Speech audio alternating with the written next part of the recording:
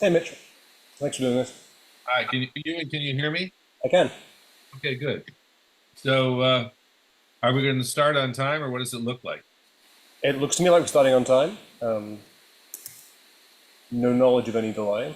Great. And is there anyone else besides the two of us who will be commenting? I plan to sit here and let you do it, Mitch. All right. Well, it's not my first rodeo. It's fine. But I will go get some coffee and I'll be right back. Okay? Sounds good. Thanks. Yeah. Thank you.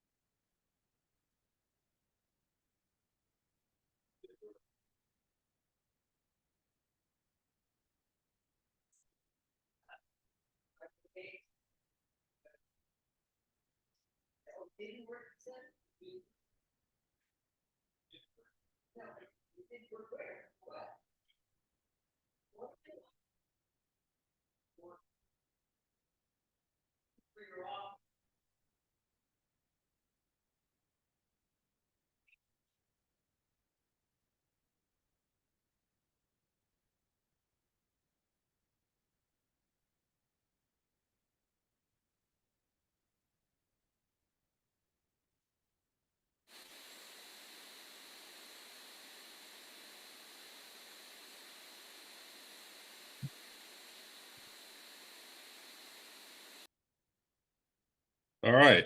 I'm back. Armed and dangerous with caffeine.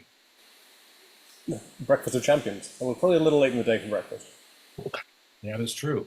So let's look at the matches that are going on. So only one is really close. The Leibovitz-Simpson match, particularly with the cell phone penalty, is pretty close. Uh, okay. Well, they're all. Let's see. Um, yeah, Leibowitz Simpson is close. I think that I think we should. The nice thing about having only four matches is that we can move around a bit. So why don't we start with Leibowitz and Simpson and Nickel and Juster going back and forth between those two matches? Sure, that And works for me. okay, You anyway. like having both tables on the screen or just one table on the screen?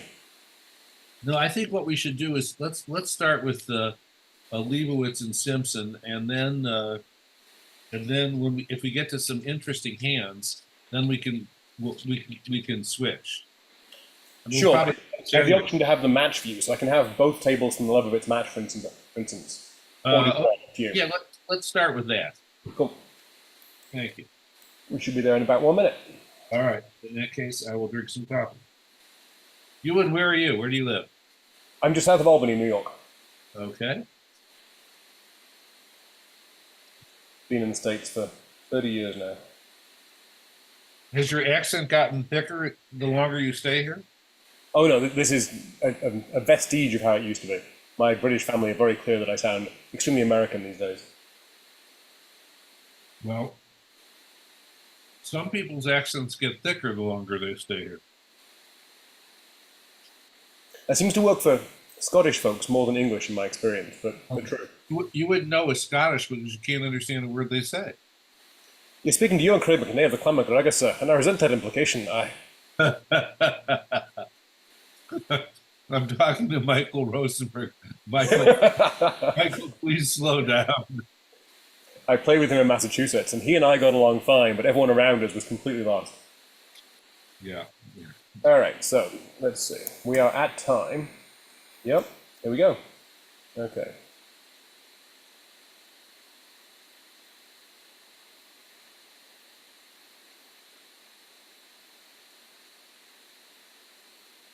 So, what should we do? Yep, we're back up. Is that how you'd like it, Mitch? Yeah, this is great. Great. I'm just going to do a little admin on the setting the stream up on the Lovebridge site. So if I don't respond for a second, that's why. All right, tell me when we're live. We are live, but I have to tell Lovebridge that we're live as well as Twitch. Okay. You tell me when I can start chatting. You can absolutely start chatting. You're on Twitch right now. Good afternoon, everyone. This is Mitch Dunitz from Los Angeles. I'm going to be with you for a couple hours, and we've got four really interesting matches going on. And right now, we're going to start with the Leibowitz Simpson match, which is basically a toss-up at this point. You've got Joel Woolridge playing with David Granger at one table, and Joel's never made a mistake against me, which I hate him for. Young star Adam Grosick playing with Larry Leibowitz, David Granger, wonderful player. And at the other table, we've got the legendary Zia Mahmood playing with Dan Corbell, another great player. Eddie Wold, first ballot Hall of Fame player, and Becca Trau Conneru, as we affectionately know him as Babu, another fine player. So we should see some great bridge, and we're going to have probably a little difference in style. I mean, you never know what Rabbit Zia will pull out of his hat. And on the first board, not too interesting. The auctions were identical. It went 1 heart past 4 hearts. So, and the play is going fast, which is great for those of you who have very exciting Friday night plans. I'm here today with Ewan McKay from Albany, who swears that his accent has not gotten thicker, even though he spent 30 years in the States. I'm totally Americanized. It's all true. Yes, welcome to our nightmare. Welcome to our nightmare. All right, and if things are now working correctly, you should be able to watch Mitch do his delightful entertainment either on Twitch or through the USBF site. Either should take you there. Okay, looking at the diamond suit, there's no guess because the ace queen of diamonds is in the pocket, so there's going to be no problem there. The heart finesse was offside, and so a spade and a diamond and a heart is going to be lost at both tables, and we'll see if what I speak is the truth. Interestingly, note that on your screen you're seeing an 84-83 score. That's actually not correct. Leibowitz has a 10-imp penalty for a cell phone violation, so they're down by 9 at this point. I see. Well, one of my teammates last year had a cell phone penalty, and we had a slow play penalty. We still managed to survive and get to Morocco. So hopefully that won't decide the match. Anyway, what a shock. 11 tricks were claimed by both sides, and it looks like the spade went away on the queen of clubs. Okay. We'll go on to board 2. There was no swing on board 1. I hope you guys are still awake. I'm still awake. Ewan's still awake. In the previous set, I know that Rob was encouraging bets on which boards would be flat across the field. I think that was a fine candidate. Okay, well, there you have it.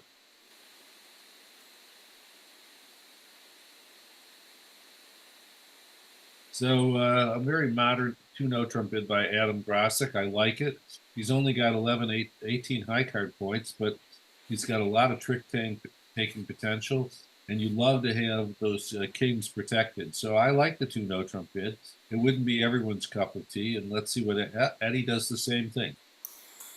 I'm not sure if this is a modern expert style or not, but the point is the Goran point count of 4-3-2-1 is a tool, but it's not a Bible. Aces are worth more than 4, kings are worth more than 3, queens and jacks are worth less than 2 and 1. And if you have what we call married honors in the same suit, like in this diamond suit, for example, the hand is worth more. So 2-note trump got passed by Larry, which frankly is reasonable. And 2-note trump got boosted by Babu, and now we'll see what happens.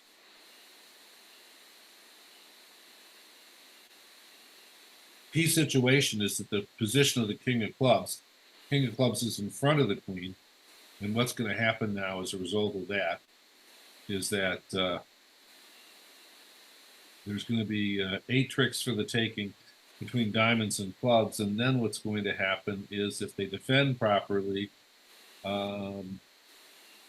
West will get in with the ace of hearts and shoot a spade through to skewer this contract. But of course, Ewan and I can see all 4 hands, which makes us geniuses. So we'll see David Granger and Zia Mahmood are going to be under a lot of pressure, and we'll see how the pitching goes. I'm pretty sure that many of these players can play better seeing one hand than I can seeing 4, so I guarantee. Well, Dan Corbell led a spade and not a club. So right off the bat, uh, that's very interesting. So now there's no entry to the dummy really to take a diamond finesse. And You as can a result, still, what's you going can to still happen, force an entry in hearts, but you'll well, lose three spades first. yeah, but if he forces an entry in hearts, then what's going to happen is, uh, well, let's see. He wins a spade, he forces an entry in hearts, they take three spades and a heart, and now he can take a diamond finesse so he can make his contract. So let's review that. So Instead of Zeal will premature, get in with the heart and put a club through at some point. They can take three spades and a heart, but at well, that point, North can win the club, and he'll take one, two, three, four. He should make his contract, I think. Yes. contract will make on a spade league, yes. So now there is a counterplay, which is that Zia can duck 2 rounds of hearts. But Eddie can play the jack to the queen and the nine to the 10, and one of those is going to win. Jack to the queen, yep, we knew that would happen. And now the defense will be helpless. If Zia wins, there's an entry to take a diamond finesse, and if he ducks, then there's an entry to win the diamond finesse. So this contract is going, 3-0 is going to make, there's going to be a swing in favor of the Eddie Wold team.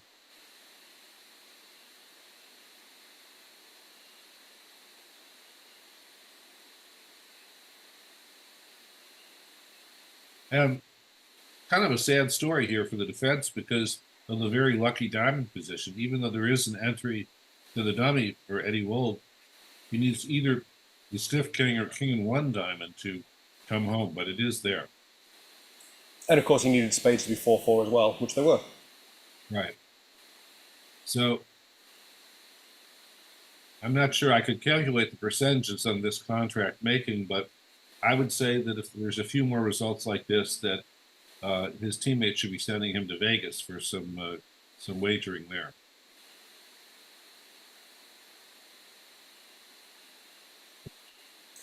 As a point of interest on the previous board, we wouldn't have had everyone in 4 hearts. One table was in 5 hearts, but they all made 11 trips, so no big deal.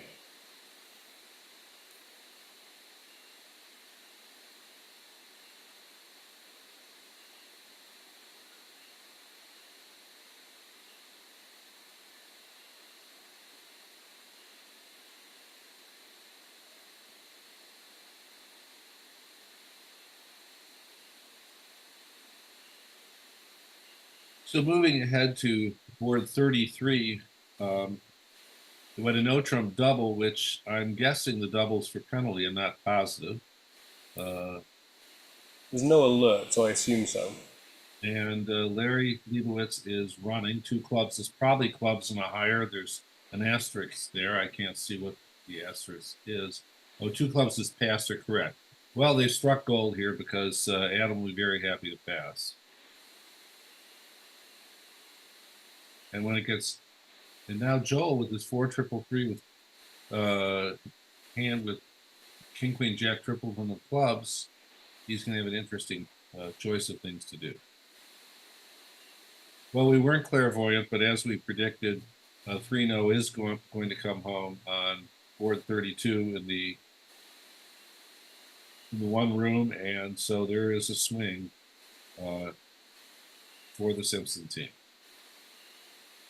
Now, I don't think we should be too critical of Larry Leibowitz's pass because bear in mind we all stretch to bid vulnerable games, but the odds change when we're looking at bidding non-vulnerable games because the payoff isn't as great. So the difference is there was a 6 in the loss, not double that. So listen, bidding worked out in this hand; it didn't have to. And if your partner's opening 19.2 no's, you've got to fork out the odds, again, a little further against maybe bidding the game. Now notice back over on 33, Joel Woolridge made a penalty double. There's a general rule that we don't always follow, but to double the opponents at the 2 level, we want to try and have 4 trumps. Joel had about as good as a 3-card holding as you could have, and he elected to pass.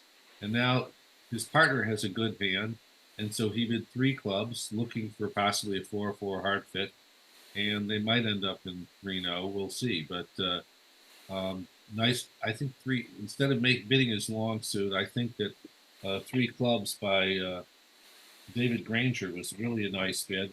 Adam has now come into the act because he's got a good six-card suit, four clubs, which I think Joel uh, is going to probably take a piece of, but we'll see. Which And isn't too bad, because 3-0 would certainly have made with diamonds 2-2, unless you get the restricted choice wrong. well, you're not going to play. Normally, that's true, and that's a good point. But here, you're probably not going to get it wrong because the person did open up a no Or no trump, trump. It's true. and likely they're going to have two diamonds. So I think you would make three no. Joel has indeed doubled four clubs, and just looking at that, it appears that it's going to go for a number. So we'll see. I think it's going to go 4 down, right? You're going to lose 2 diamonds, 2 clubs, 2 hearts, and a spade. Right, and anyway, it could have been right, but he catches a sterile hand from partner, and that's that. At the other table, North opened one club, not one no trump, and the auction proceeded uh, about how you would expect. And they're going to get the 3 no, and now there's a chance to get the hand wrong because of restricted choice, but we'll see. And even if you got the hand wrong in restricted choice, you would still score 5 diamonds, two clubs, a 7, and 2 hearts. So 3 no really can't go down here Yep. because even if you misguess the diamonds, you're still going to have 9 winners. Oh, they're out of 4 clubs double. They Four bought the clubs whole deck. doubled, and David Granger pulled that, and so Adam Grosick is going to live to tell. Uh, and how do we feel about David Granger's uh, double? He had a tough, I mean, his pull of the double. He had a tough decision. He's got all these cards on the outside. His partner probably at a minimum should have king, queen, third of, uh, of trumps, and I'm not really crazy about this. I have empathy for never wanting to sit for a penalty double with the void. Of course, I can see all 4 hands. Yeah, you're strong enough that you know dummy is basically a bust, so they're not taking many tricks outside the trump suit. I would have sat for it, I think, but as you say, I can see the hands.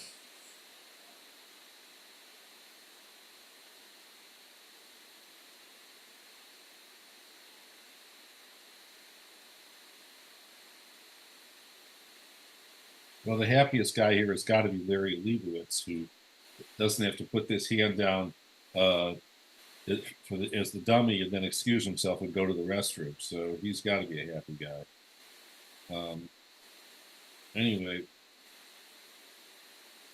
double dummy. Let's see, double dummy. You could go up with the ace and play a spade to the king, and now play north for a double to an ace of spades. Yep. And if you did that, then believe it or not, you could make this hand. So you'd still lose 2 spades, and I guess just a heart from there. Yep. It's hard to believe, but we'll see. We'll see if he can make this play. Joel is perhaps one of the finest declarers in the United States, as far as I'm concerned. You may have heard me say this earlier. I said this yesterday. I'm still waiting for him to make his first mistake against me. He always gives me hope because he's a very slow player, and I'm thinking he's going to do something foolish, but he keeps disappointing me. And he won the first. He won the first king diamond in his hand, which is going to make it hard for him to. Well, he can play a diamond trick too. It's going to make it hard for him to pick up the spades. Well, we shall see.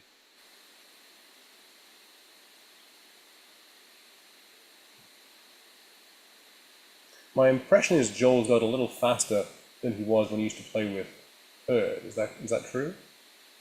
I'm not sure. I mean, he might be vying for the competition of the slowest player of all time, but the person who has the most master points in that category is Mark Feldman. So he has a ways to go to catch Mark Feldman, better known as Flash. But you know what? He takes his time, and I think the slower you play, generally speaking, the fewer mistakes you're going to make. So you can't really argue with it. I think Andy Robson's also competing in that category. Yes, Andy Robson's another one. That's true. Let's see. All right, so we're on to board 34 in the one room, and let's see what happens here. Z is going to have a 4-3-3-14 count. The question is non-vulnerable. Will he upgrade and open a no trump to try and preempt the auction, or will he open a club or a diamond? We'll see. And regardless, I suspect Eddie Wold will come into the auction. And Joel is taking his time, as we surmised he might, as he plays 4 spades on the other table. All right, Z opened the club. He didn't upgrade. I like that decision.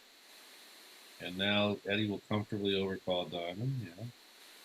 So on 33 at the other table, we've been discussing restricted choice. The player actually safety played diamond, so that they ducked the first diamond trick to make sure they were their contract. All right, well, this is imps. There's nothing wrong with that. Can't argue with that. Listen, we've all gone down, or I can't speak for you, but I can tell you most assuredly there are times when I was 99% committed to playing for an overtrick at imps, and I had to return to the other table to tell my teammates how it was unlucky I was minus 50 or minus 100 as I went for the overtrick. So we've all been there, and that's a temptation that one needs to extinguish when they're playing imps. Yep, if you played for the drop and got it wrong, queen jack 4 diamonds were offside, you could in fact go down, so they avoided that. All right, so far so good for Joel. He's played 2 rounds of diamonds, and now if he makes the key play in spades, which I think he didn't play. Queen. All right, well. And that's just down, I think, because, yeah, Larry's spades are over Joel now. Well, obviously Adam can't play a club here. If he plays a heart, he's going to play a spade.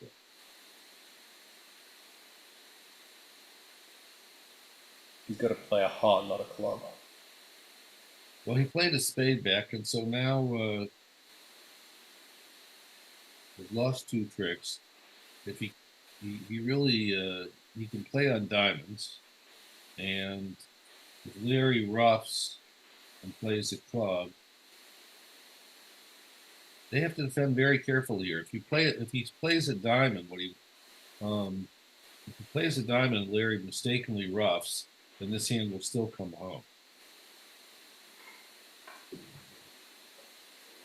Going to the other table, let's see. It went diamond overcalls, we surmised. 2 club raise is right. A responsive double, the double of 2 clubs there by Babu, says, partner, I have enough values to get in there and cards in the unbid suits. Eddie was happy to bid 2 hearts, and Babu raised to 3. And, it's kind of a moth-eaten, not a great hand that Babu has, but the queen diamonds is a mountainous card. And now Eddie predictably passed because he has bad trumps. And that's a guiding force. That was a fine decision by Eddie, who is just amazingly steady, brilliant player. And now, as we can see, he's going to have to use 2 hearts, a spade, and guess clubs to make his contract. So, I think. And what was the name you used for South there, Mitch? Pardon me? You called South Bamboo, is that correct? Oh, Babu. Babu. Babu is his nickname. Nice. Commonly used name. And I like his action because of his queen of diamonds, and I love Eddie's pass because he has 4 trumps. Okay, and Joel is still figuring out how to play this hand, and we'll see whether he plays a diamond at this point. Or well, Adam's still on lead, right? Adam was on lead for the second spade. Adam's on lead with the 10 of spades. I didn't realize that. Okay.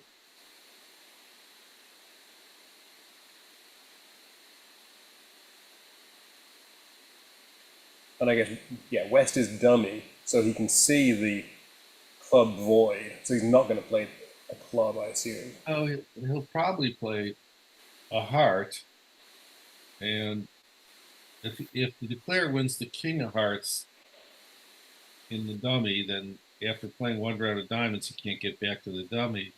If he wins the ace of hearts in his hand, and now cashes the king of spades,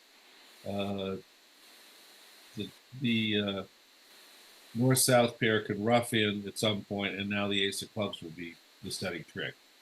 And if So, he doesn't cash the king of spades, he plays a diamond and Larry has to presumably rough in.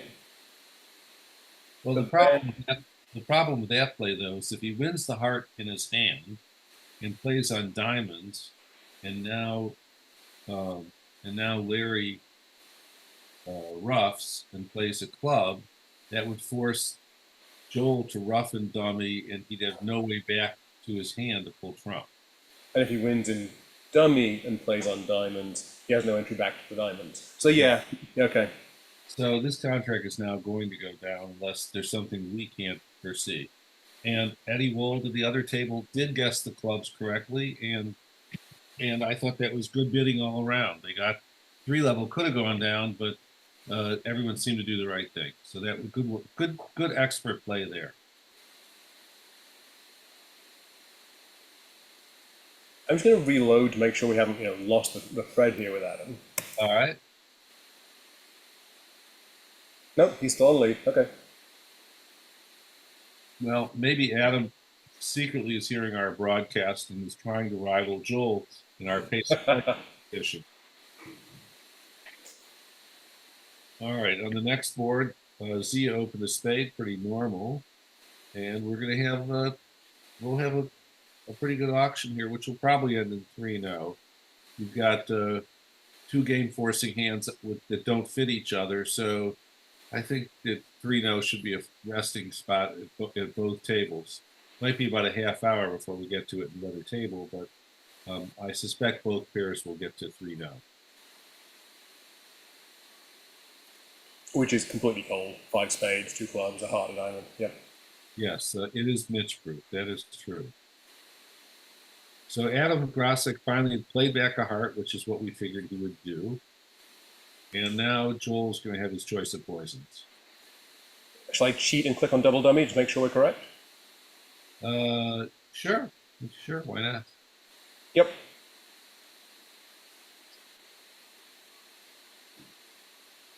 So the toughest decision we've seen so far is David Granger had to decide whether to sit for 4 clubs double or not.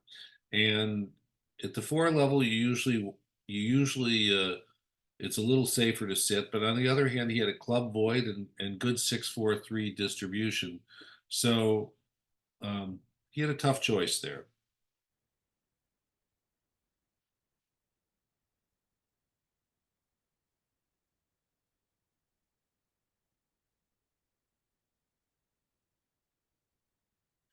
You be there. Okay.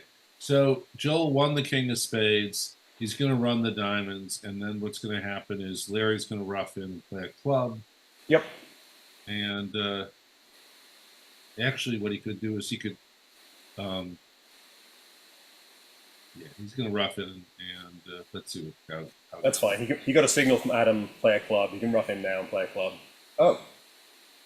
Well, it doesn't much matter here.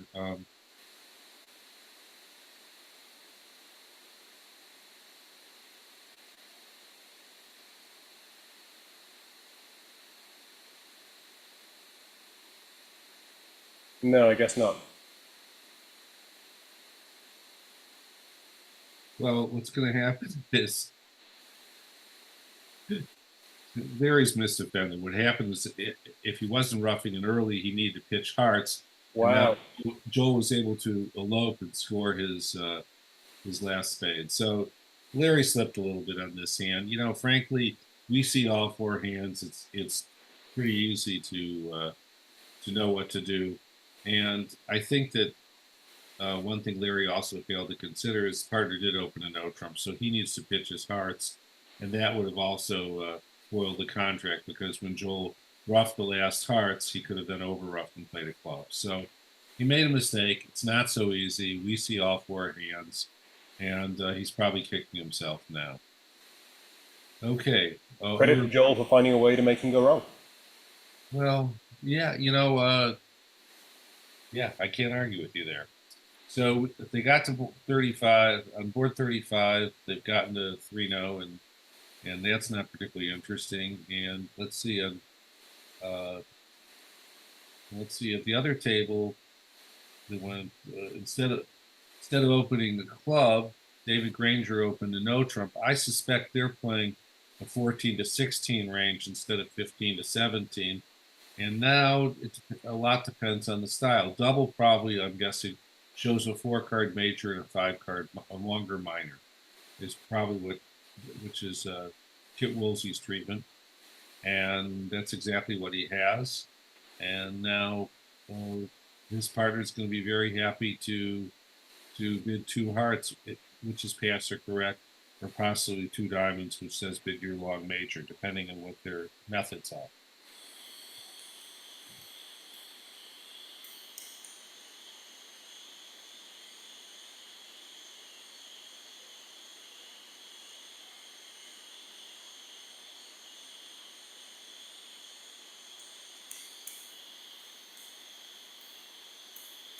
So let's take a moment, Ewan, and see what's going on at the other tables. Can we do that? Sure. Okay.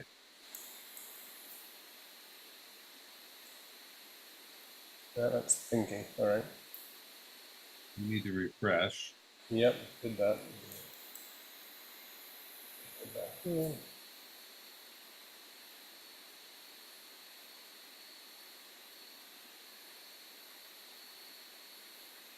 We're not getting scores on the third. All right, let's switch. Let's go to another match for a little bit, then, shall we? Sure, we can do that. Let's see what's happening in the nickel match.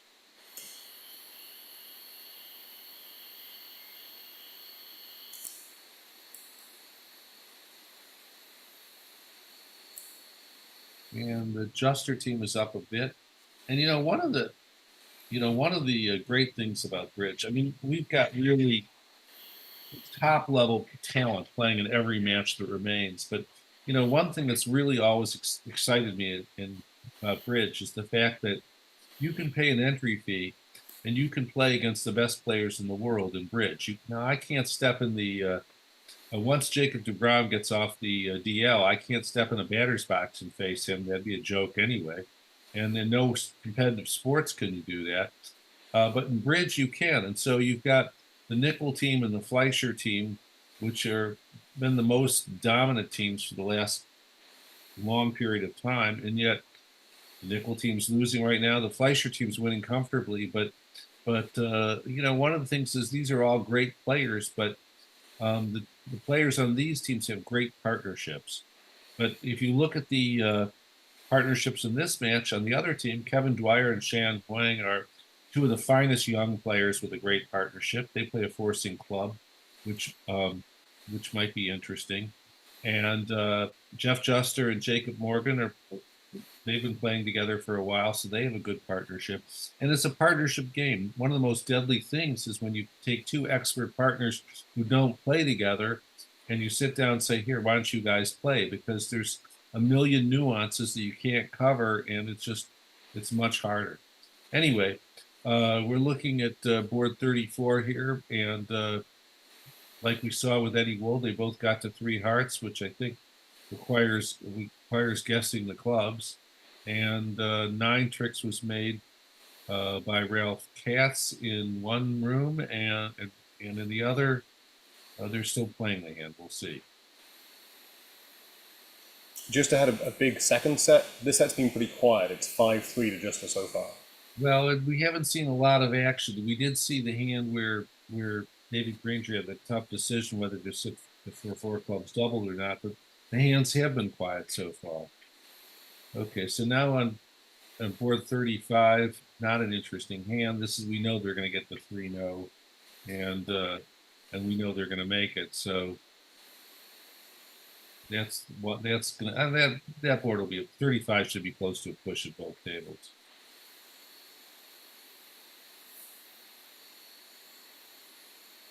And looking at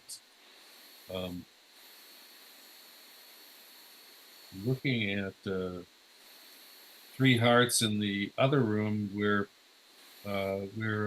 Shan is to declare, we can see that he's going to lose a heart, but that's it. So this is a nothing hand. Yep.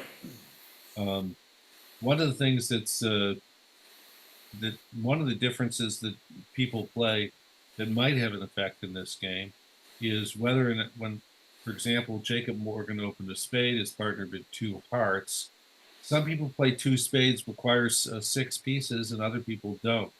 And that's just there's no right or wrong. It wins on some hands and loses on others. I personally do not like it to guarantee six, but a lot of world-class players do. I know Bobby Levin likes it to show six, and several other people as well. So, but here he did two spades, and now I think they'll head to 3-0 as you and I surmised. Although it's possible looking at Jack third of diamonds. Nope, Jacob Morgan bid 3-0, so that'll be a nothing hand. And So far, every table has played 3-0, every table's got a diamond lead, every table's made easily. on a diamond lead, you're going to score five spades, two diamonds is 7, two clubs is 9. You're going to score probably 11 tricks, maybe only 10. Probably 11. Let's look at some other matches, shall we? See, do we have the ability to know whether anything is tightened up? We're still not getting running scores, which is a bit of a challenge. Well, let's look at the Rosenthal Brandley match for a minute, shall we? We can do that.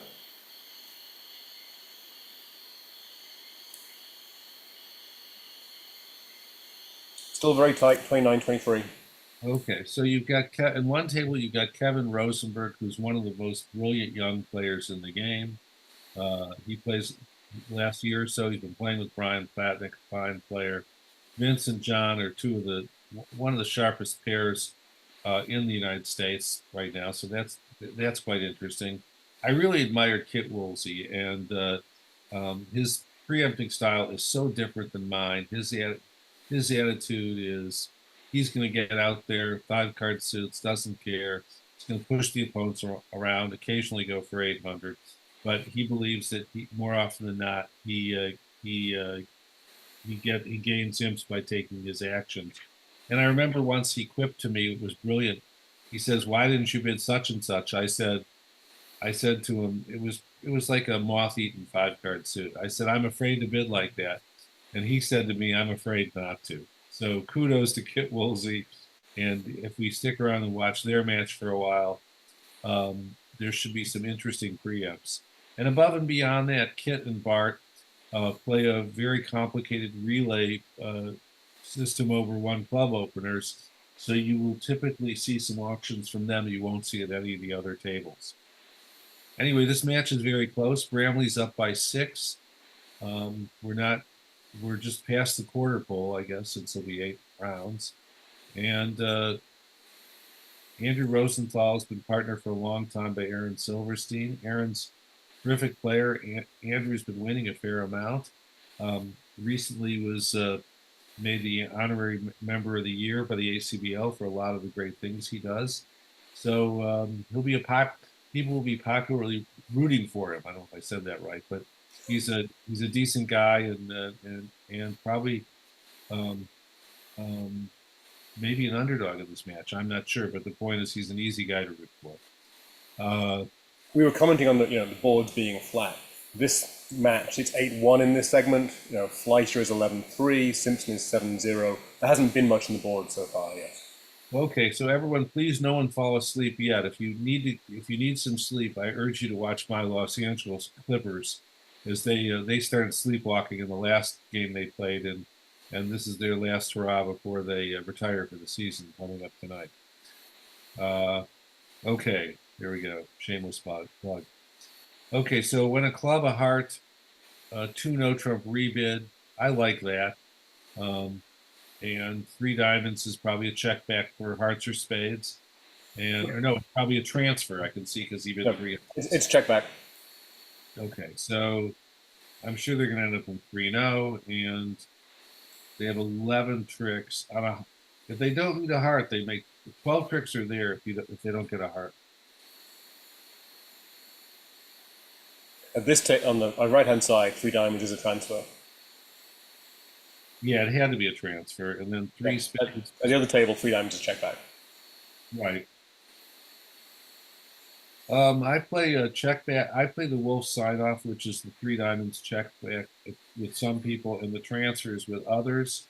I personally like the transfers, but you know what? if something's 2% better, it doesn't really matter. All that matters is that you and your partner are on the same wavelength. We were talking the other day about kickback, which some people so despise kickback because you have these accidents. You know, if something's 2 or 4% better, but you have an accident 1 out of 10 times, you can do the math and see what follows. So anyway, 3 spades. They're getting to 3-0, and it does look like Bart Bramley would probably lead a heart, unless he goes for a passive diamond. A heart lead would beat the slam, but they're in slam. All There right. you go. Is it 6-0? So Silverstein has a 14 count. His partner in theory is promised 18 or 19. Can't argue with that. And now we're going to need a heart lead. Let's see what happens there. We could see some fireworks at the two tables. Brian Platnick at the other room has chosen to rebid 2-0 as well. And Kevin Rosenberg made a thoughtful bid of 5-0, which is pick a slam. And it's interesting that Brian might choose to bid 6 clubs here, which I suspect Kevin would probably correct the 6-0. But again, the heart lead is going to be the killers. So we'll see what they do. I mean, if you're handed that north hand, King of Hearts looks awfully nice as an opening salvo. I couldn't fathom leading anything but the King of Hearts, but I don't want to pick on anyone who fails to do that. But I think the Well, best 6 clubs have been passed out, but I'm guessing we're still getting a King of Hearts leader now.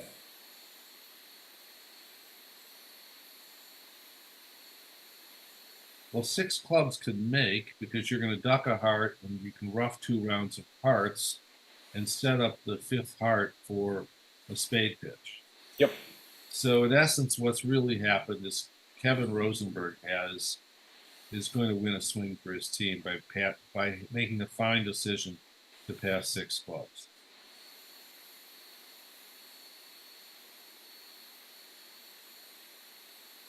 Well, and by making a decision before that to give his partner the choice. Right. Yes. Well, Brian's decision to bid 6 clubs is easy. It was the pass.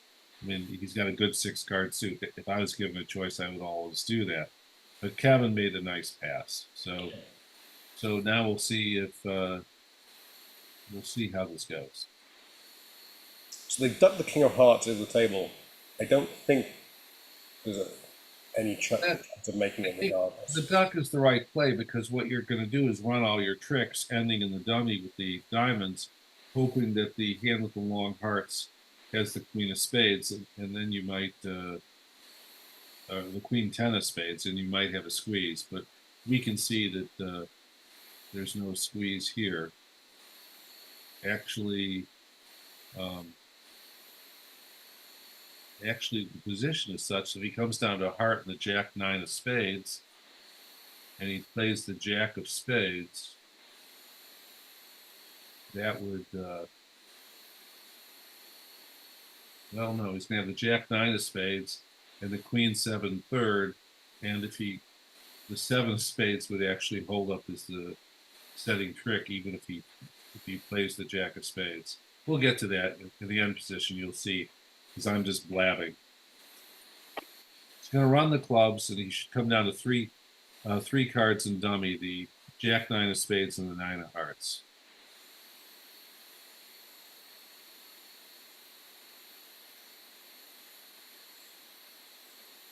Brian Platnick and the other table is taking his time, trying to decide whether he should win or duck the first heart.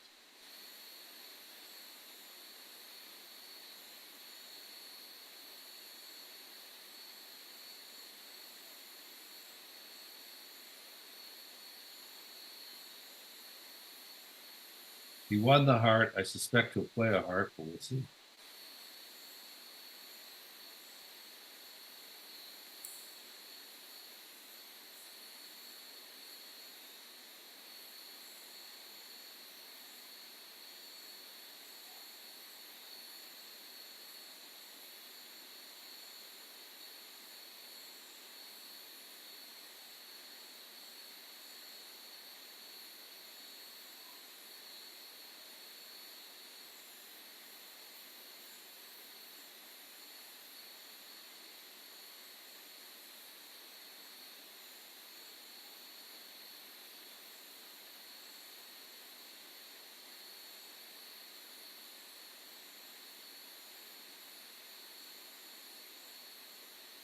So in the Leibovitz match, Zia and Daniel Korbel also got to 6 clubs, and they made that.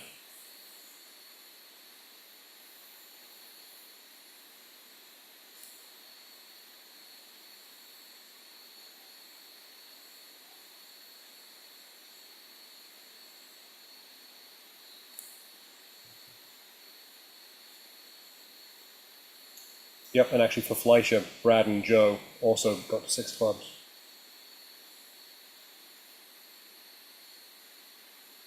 Well, 6 clubs is going to make. The question is what's going to happen to 6 no trump here.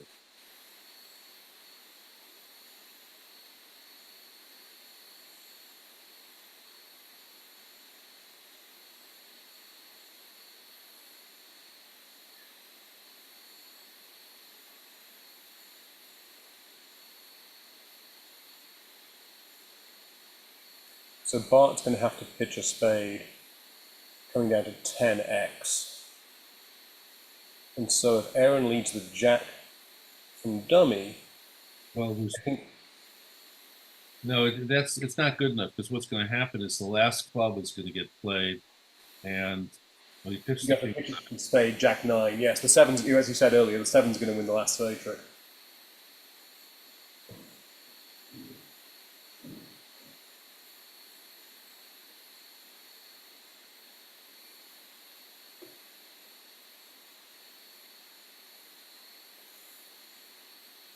So I guess they needed North to have 10-7x of spades as opposed to 10-4. I'm not crazy about the way Andrews played this hand.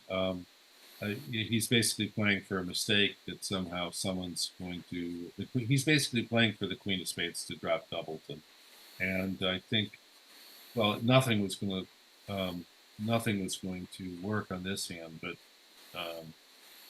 I suppose that's his legitimate line, so I shouldn't be too critical.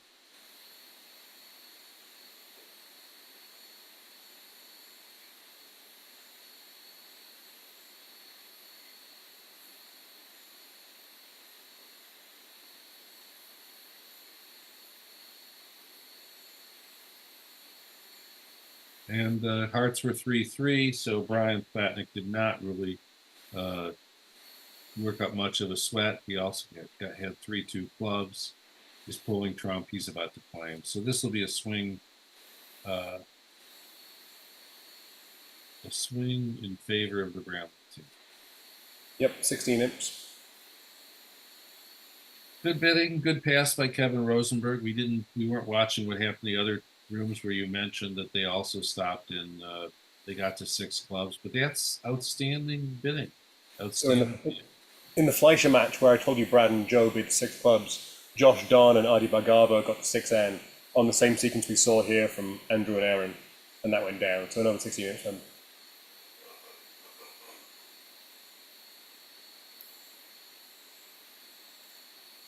Well, in that match, the Bailey team had a spectacular win yesterday.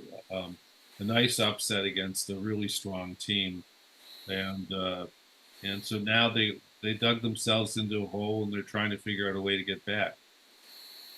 Yeah, they're down almost 90 at this point. There's quite a large margin.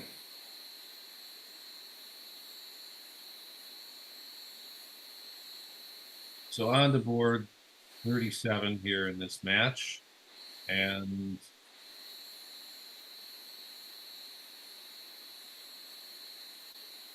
Woolsey's open a precision diamond, and Craniac has just opened a 2/1 diamond, and let's see if that matters.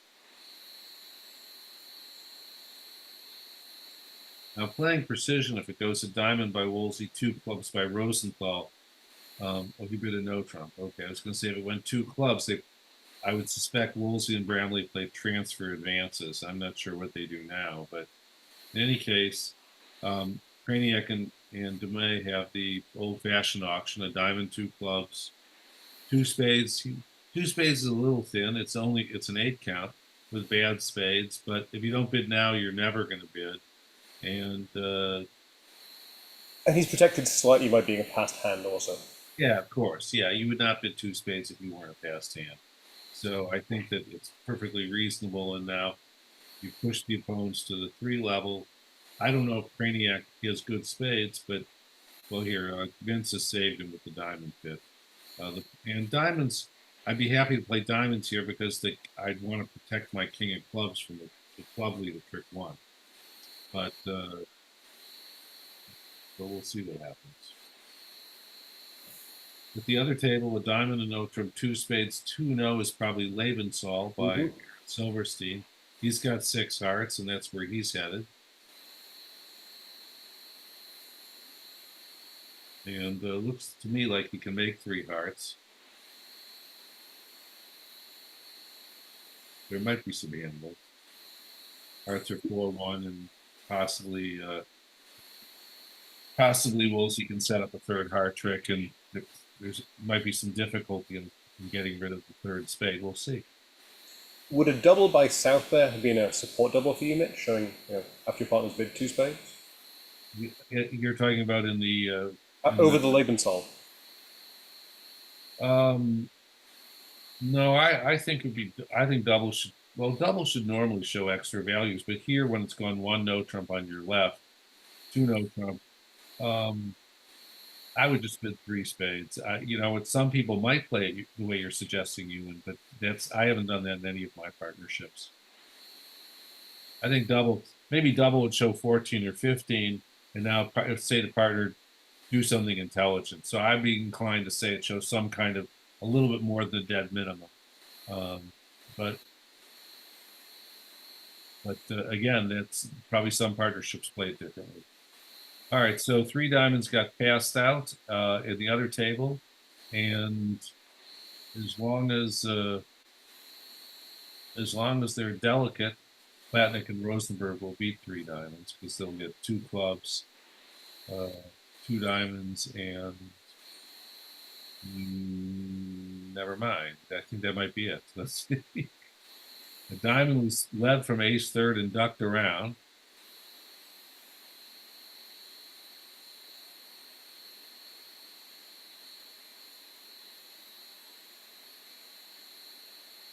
And just to wrap up on the previous slam hand, we had 2 matches flat in 6 clubs, and 2 matches with a 16-inch swing for one table going down in 6-9.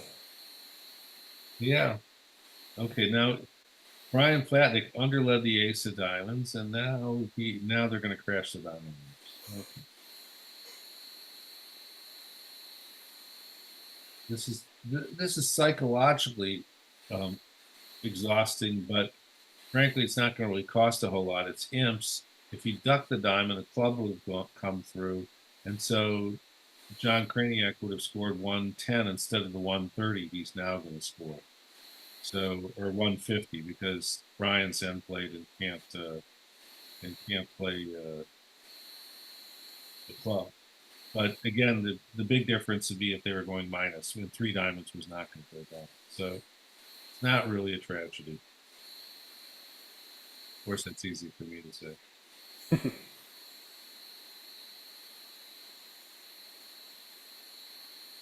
Now, in order to make all the rest of the tricks, Kraniak has to play a heart to the ace, a spade back again, and ruff a heart. I'm not sure he's up for that. I mean, he's relaxing. The opponents have blown the trick, and now he just wants to make sure that he makes his contract when spades are 4-1. So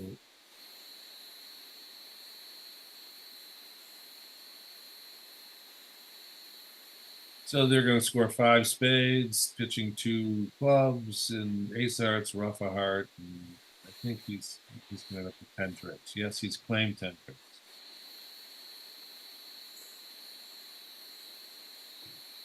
I wonder if he claimed on the basis he's going to throw West in with King of Hearts to get a club trick in the end.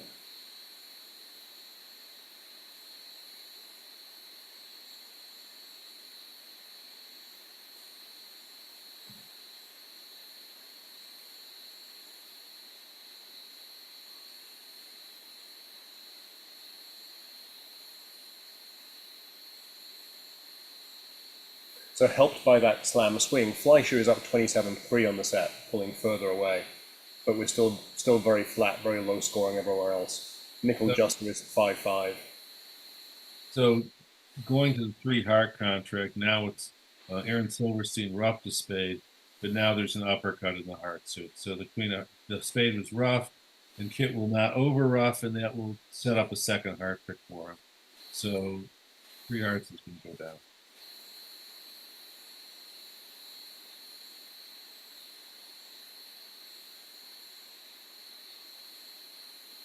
Let's take a look at another match, shall we? Let's see, what else have we got? Well, we have Nickel Juster, which, as I said, has been very flat, 5 imps each this set. We have Lebovitz Simpson. And the last match is Fleischer Bailey, which is the one that's pulling away. Let's look at Fleischer Bailey for a moment, shall we? We haven't done that. And I so admire the effort that the Bailey team did yesterday. They look like they're a little exhausted or whatever here. You know, you're playing a team with just such seasoned partnerships. It's so hard. Moss and Grew are probably the top precision pair, one of the top precision pairs in the world. The other one would be was Maxtroth and Rodwell, but they're not playing together anymore.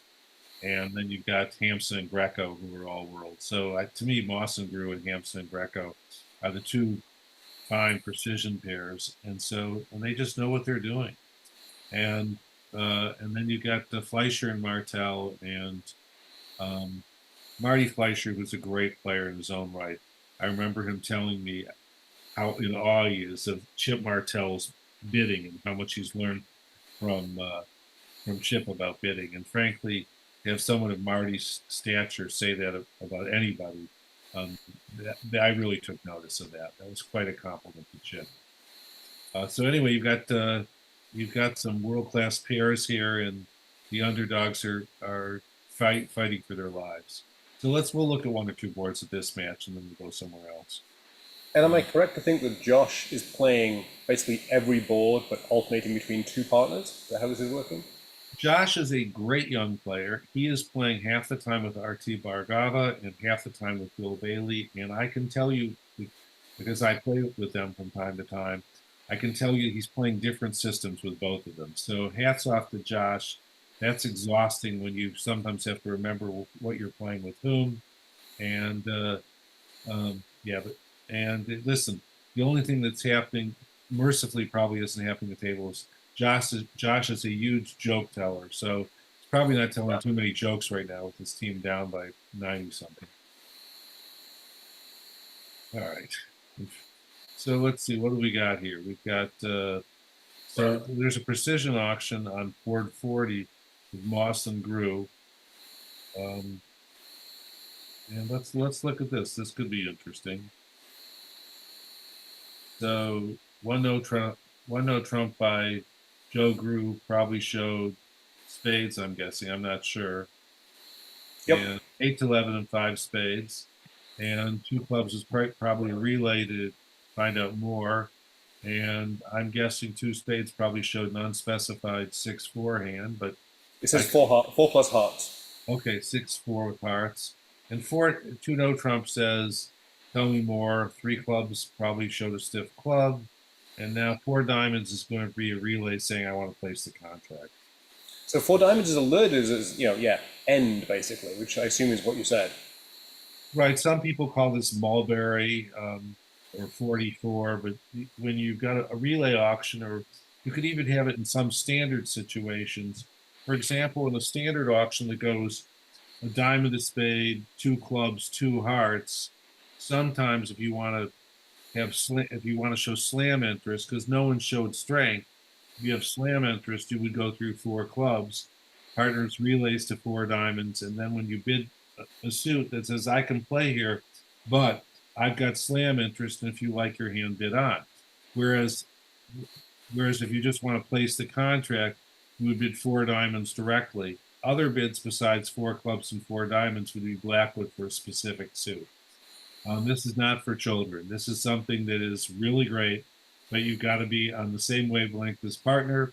I play this with one of my regular partners, and it's only by screwing it up a few times that I think we've got it down. Because the best way to learn something new is to screw it up. Anyway, they got to 4 spades, a lot of relays, a lot of hocus pocus, and I think they'll probably get to 4 spades when they get to this board at the other table as well, but in a more conventional manner.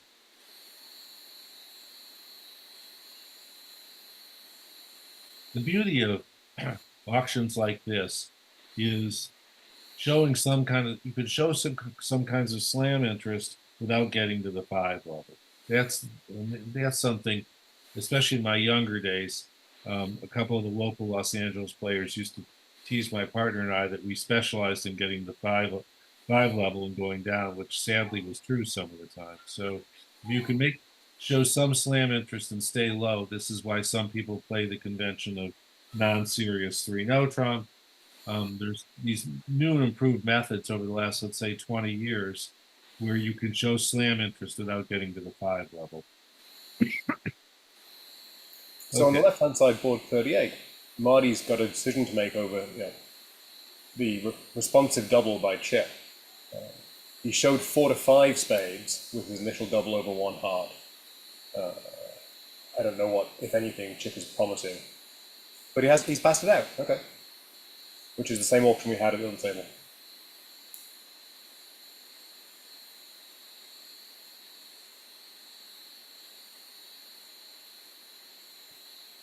Well,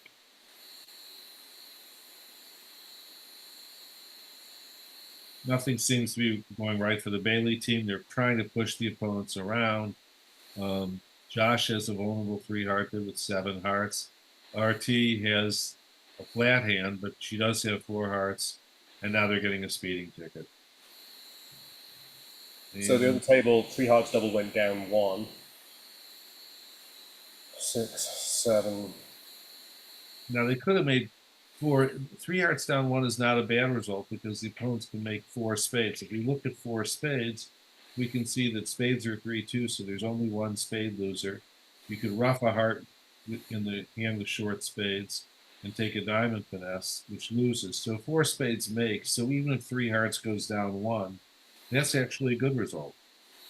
I agree, and I think holding it to down 1 may be a little tricky. I can imagine going down 2 here.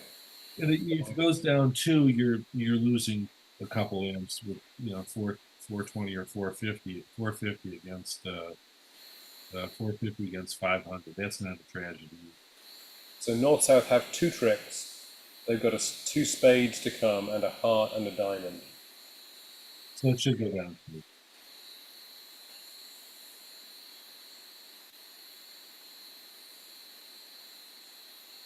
One of the things at this level of bridge you like to see is that you want to see people be gracious in victory and defeat. And I have to tell you that Joe Grew is everything that's good about the game. He loves the game. He's a brilliant player. He compliments the opponents when they do something well. He just plays the game the right way, and more and more people I see that, and it warms my heart to see young players take some of the testosterone out of the game and just play the right way and be gracious in both when they're winning and losing. And so it's hard not to root for Joe Grew, frankly. It's hard not to root for Joe Grew. So he's got, and I would say that probably and I will. One other thing I'll say about Joe Grew is you may not be aware of it, but Justin Law is being inducted into the Hall of Fame in Toronto this summer, and Joe Grew, I can tell you with firsthand knowledge, was instrumental in that happening. And it's just another of many ways that Joe shows so much class. I think it's a delightful tribute to J. Lau. It's richly deserved. I'm going to be back in 30 seconds. I'm going to be getting a refill of my coffee, okay? Meanwhile, I'll just note that board 38 at the other table, the defense slipped a little and in fact gave a rough and discard. They played a 4th round of clubs at one point, which is why it only went down 1. So the down 2 is the more par result.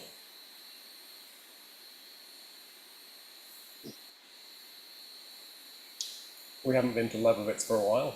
Let's go see what's happening over there. This match is very close. 1 imp difference, although I think that's, again, still not correct. I believe Leibovitz has a 10 imp penalty to this, so they're currently down, they're currently down 91 to 80. Here we see the board we were just watching at the previous table, and far from penalising in 3 hearts, Adam and Larry have got all the way to 6 spades, and 6 spades I don't think can make. They've got to lose a diamond finesse and at least a spade trick, so that's going to be a negative result for Leibovitz on this board. Okay, so we can see that we have delayed Texas on board 40, where over Anotra, Dan Corbell did 2 clubs, over 2 diamonds, 4 hearts, showed 6-4. Zio bid 4 spades, so they didn't need the 14 bids that Joe Brew and Brad Moss needed, and they get to the same spot. You know, the relay, I've been playing a relay system for about 8 or 10 years.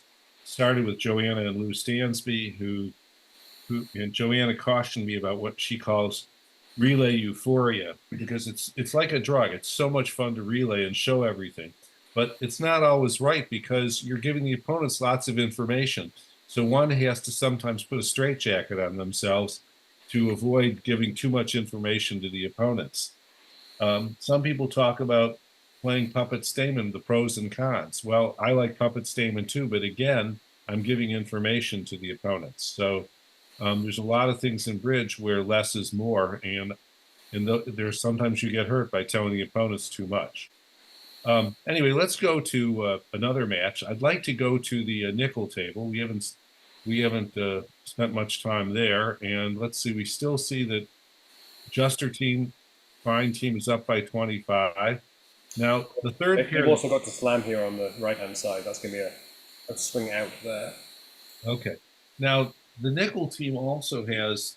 I mentioned Grew and Moss. The other, in my mind, the other great precision pair in the United States is Hampson and Greco, and they play the game the right way. And Jeff Hampson's helped me immensely as has Joe Grew, in playing precision myself. But one thing you may not know about Jeff Hampson is his bridge ability, which is all world, might only be surpassed by his brilliant sense of humor. So I suspect he's probably better at bridge, but it's very close. He's just got a wickedly delicious sense of humor. So if he's listening, Jeff, you've got something sarcastic to say about me now, and that's fine. All right.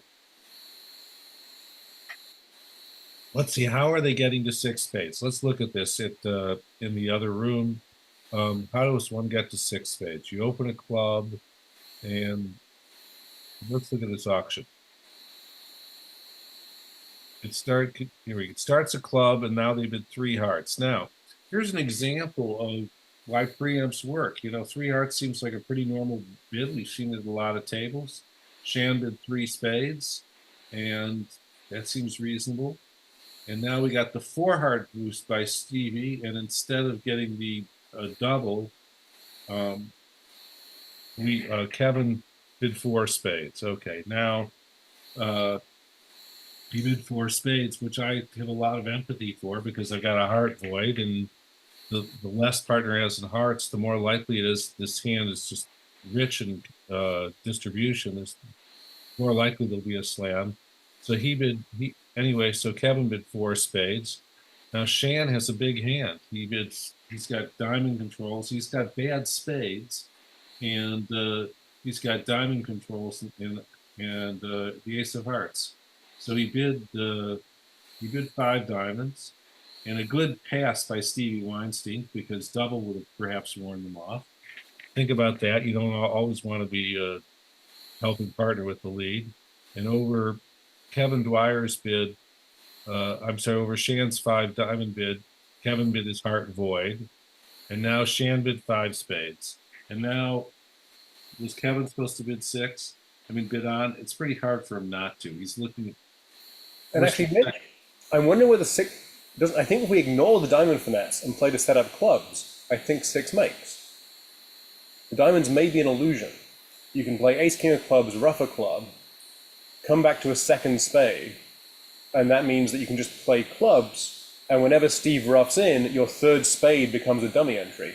So let's look at that. Let's say let's forget about the fact we're not getting a diamond. If we get the king of hearts lead and we win the ace. Well, we got the 9 of hearts lead, right? Well, okay, I see. But let's say if we win the ace of hearts and we play if we play the problem, there's no you can't play 2 rounds of trumps and then have an entry back to your hand. So if you're going to play on clubs instead of relying on the diamond finesse, what you would have to do is play 3 rounds of clubs early, Yep. club, club, club, rough, and now you would play ace, king of spades to your hand, in your hand, leaving 1 spade outstanding, and now run your clubs. And yes, you would make it if you did that. I'm not sure that's right though. I mean, it is the winning line, but it requires the hand with it requires not getting over roughed on the 3rd round of clubs. But it needs spades 3-2, Well, and yes, it needs the hand with short clubs, maybe to have neither the queen nor the jack of spades, which sounds like a big parlay. yeah, it's a big parlay. You need, yeah, you hit the nail on the head. You need jack and one or queen and one spade, or or queen jack double queen of spades in the short club hand. Anyway, I don't think anyone did anything wrong there getting to 6 spades. I mean, Shan has bad trumps, but he has an awfully good hand. So, and Kevin has the ace king of spades, ace king of clubs in the hard void. So I can tell you most of the time I might get to 6 spades myself. I'm not proud. Anyway, all right. So there's going to be a swing for the nickel team here, and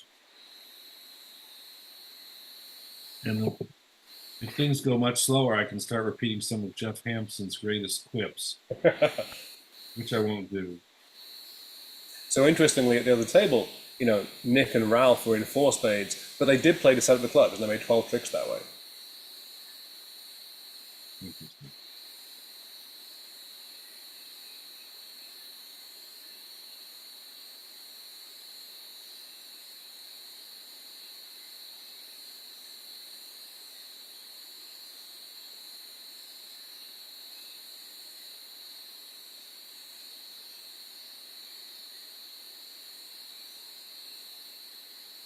Oh, that's interesting. Now the clubs are actually good.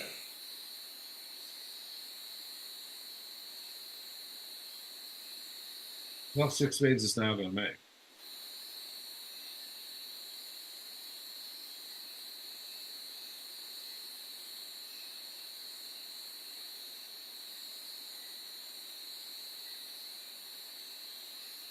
It's not clear. It was, it might be a mistake to cover the jack of clubs there. I mean, I think that Kevin made a nice play, and there's a lot of layouts to be right to cover, and then of course some that it's wrong. But here we can see what's going to happen. So now you just cash the king of spades, and your cold of spades are 3-2. That's right.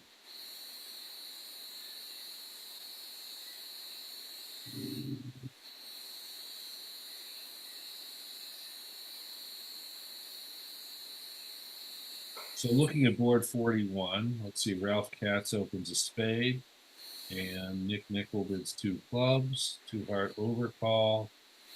I'm going to go pass, pass, and Nick is now going to show the spade fit.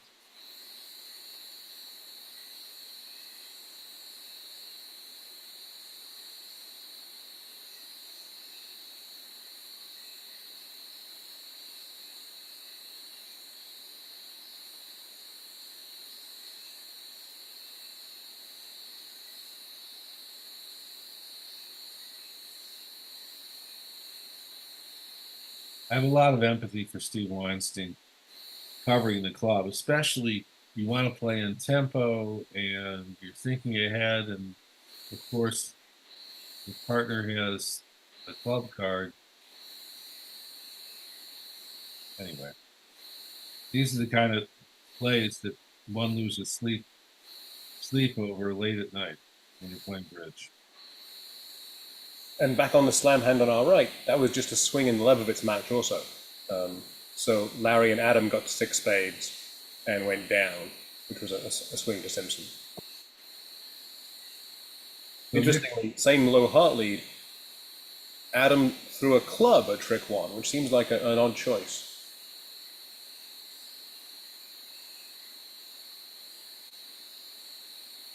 So Nick is Nick has gone into the tank. I suppose he's thinking about whether he should be doubling 2 hearts because the opponents are vulnerable, but they've got to make card spade fit, and he finally succumbs to showing his fit. And now the natural auction proceeds. Now Nick might cube at 3 hearts, but he does have bad spades.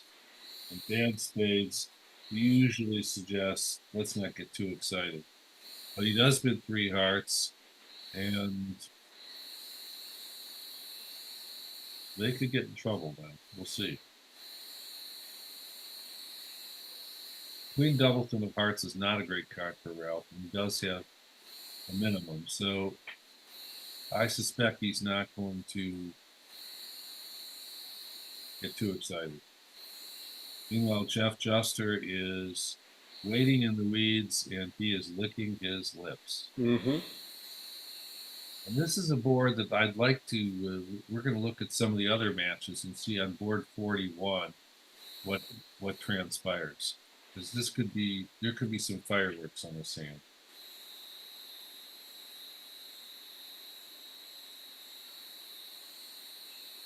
Also, what's interesting is if there's a heart lead in 4 spades, you can rise to the ace of hearts, play the ace king of clubs, pitching a heart, and now start having a roughing party. So let's watch the play of the cards here. It doesn't look like you can make 4 spades, but you will make 4 spades if you time it right. So we have 2 results on this board so far. We have 4 spades undoubled down 2, and 4 spades doubled making. Yeah, I predict Ralph Katz is going to make 4 spades double, but we'll see.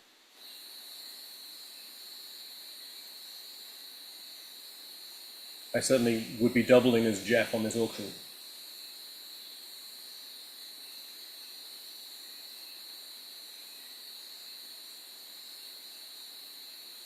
Now Ralph has been warned that spades are foul. I mean, he's not going to expect 5-0, but he's going to expect spades are at least 4 or probably 4-1.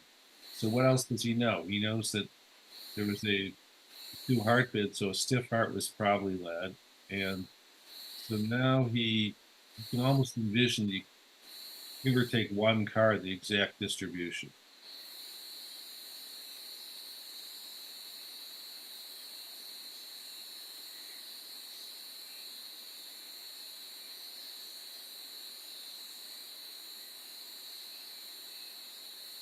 Yep, and Jeff's going to end up having to rough in and play spades away from his holding.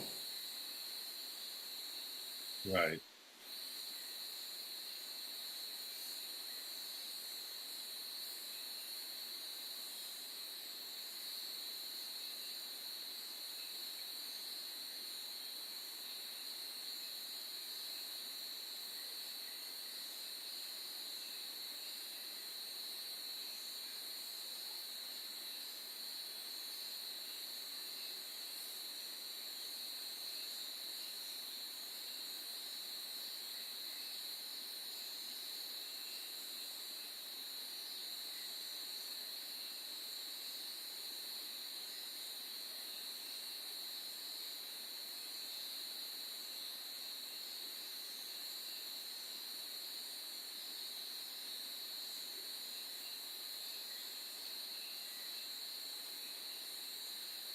And 4 spades will roll as we predicted. Ralph will now exit with his diamond. Jeff will rough in and be unplayed. Yep. Venkatram made it on very similar lines.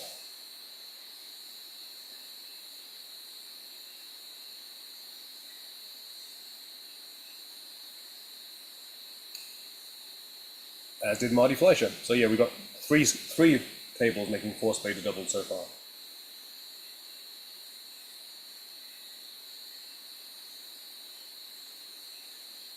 Whereas Joe Grew, who decided not to double, was rewarded by going down 2.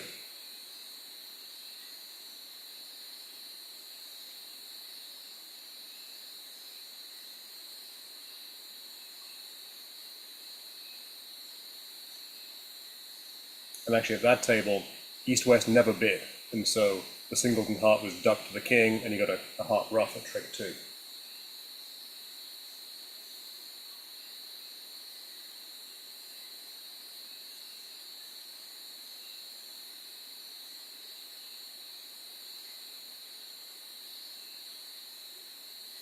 while we were discussing that, Kevin did indeed cash the king of spades and make his 6-spade contract. So just is now up, 36 imps.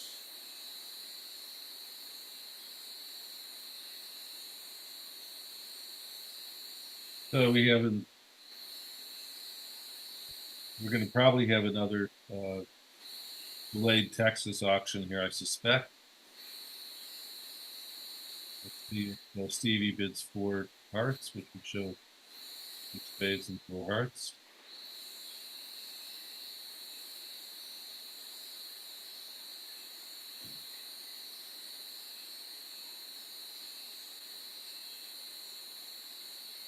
Board 42.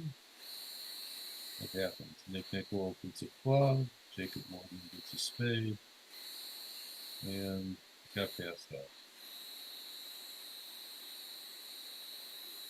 As you predicted, I like Nick Nickel's decision to pass out a spade. He's got King Jack third of spades in the dummy. In his hand. His partner couldn't take an action over a spade.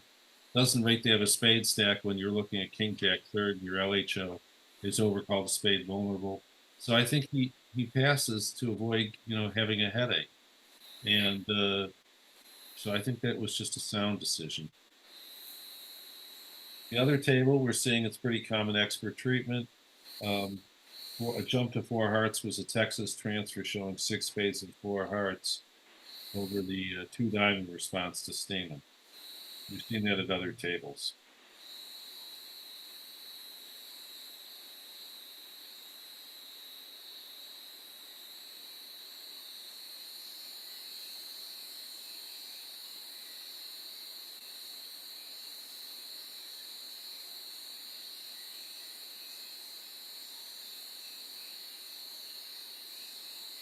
Well, it doesn't appear that Jacob is going to work up too much of a sweat here. He's going to have to lose a heart until he'll take a spade finesse. So he should be losing a heart and a spade at this point. So he'll make exactly one.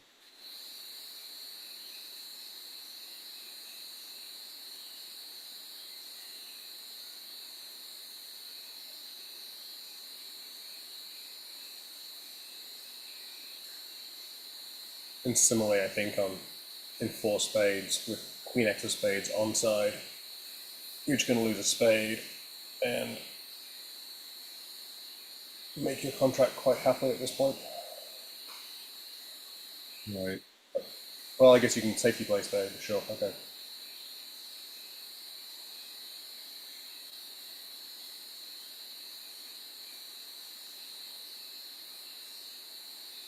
All right, as predicted, Jacob's going to make 1 spade, and we'll move on to the next hand.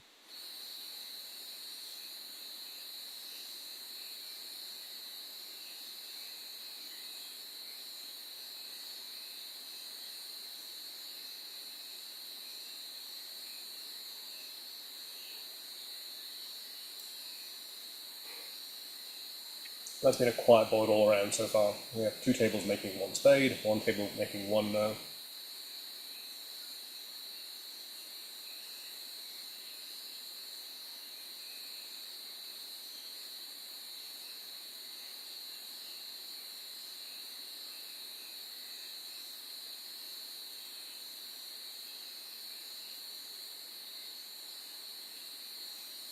The only real scoring action continues to be in the Fleischer match, where I don't know whether Bailey is trying to generate swings, but they're now down over 100. Well, we're going to see whether Stevie Weinstein ends up doubling 4 spades or not. We'll see what happens there on one table.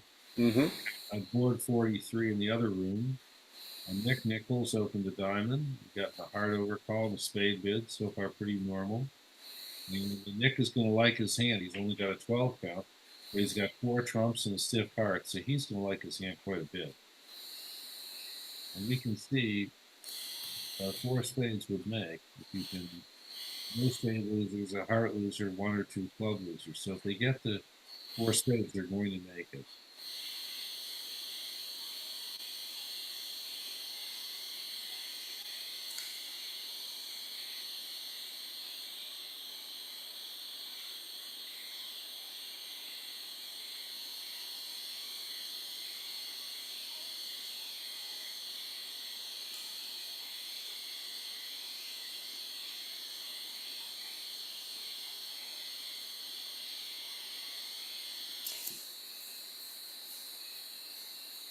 And Stevie has doubled He has doubled.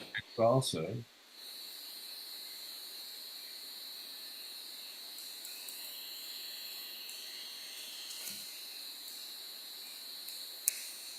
Now, if he was, it'd be interesting to see if anyone could find the lead of ace and spade. I don't think I'm good enough to do that, but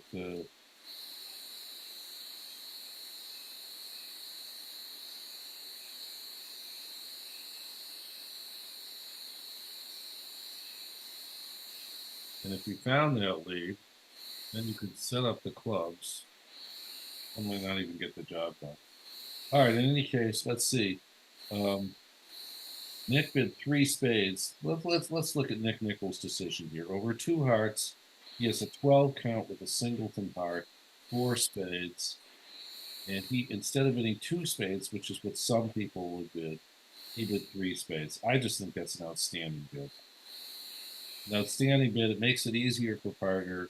Partner is an easy four spade bid with five spades, the king of hearts behind the heart bidder, and I think that's just great bridge. Great judgment by Nick on that on this hand.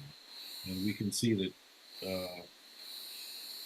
on the play of this hand, we can see that the King of Hearts is going to take care of one of the club losers, and so in all likelihood, uh, Ralph is going to make 11 tricks.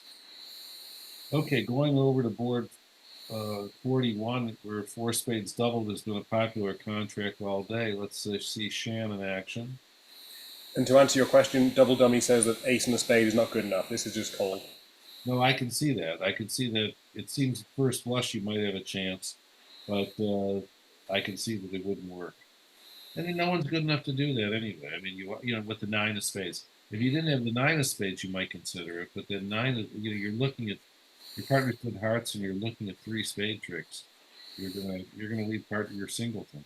Just the way the game is played.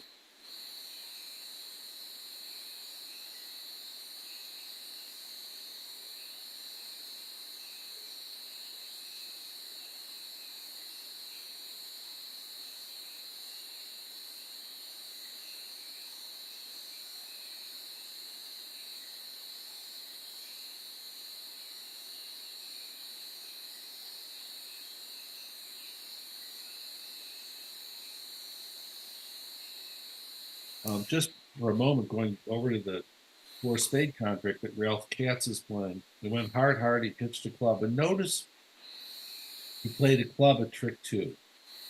So he actually wants to lose a club early so he can, so then he can sort of cross off the hand if necessary. So he plays a club with the king and it wins, and now he plays a spade, and that was just very good timing. X is the queen of clubs. Christmas is here. The jack falls. He'll be moving shortly. Yep.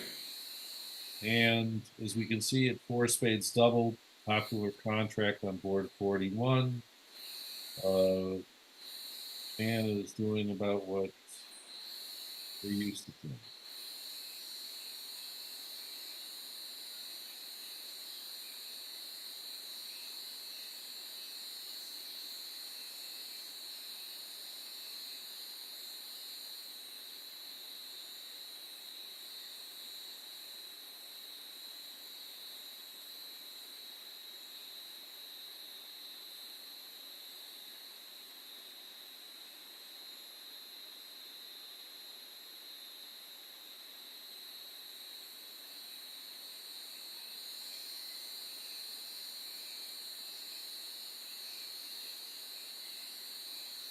Now, Stevie might ruff with the seven of spades, but it's not going to really matter.